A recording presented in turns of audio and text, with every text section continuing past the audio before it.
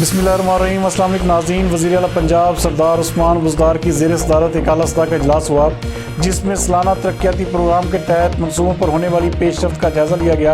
اس موقع پر وزیر اعلیٰ پنجاب سردار عثمان بزدار نے ہدایات جاری کی کہ سالانہ ترقیاتی پروگرام کے تحت منصوبوں کو مقررہ مدت کے اندر مکمل کیا جائے۔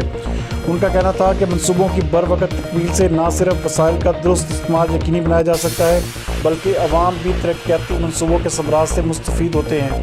عوام کی فلاح و بہبود کے لیے جاری پروگرامز کو جلد سے جلد مکمل کیا جائے۔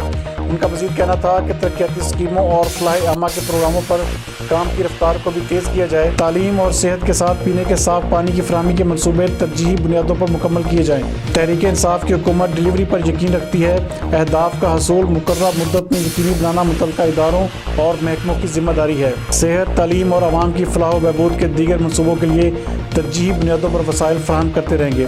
اس اجلاس میں مشیر ڈاکٹر سلمان شاہ، چیئرمین منصوبہ بندی و ترقیات، پرنسپل سیکرٹری وزیر اعلیٰ، سیکرٹری کوارڈینیشن وزیر اعلیٰ اور متعلقہ حکام نے بھی شرکت کی۔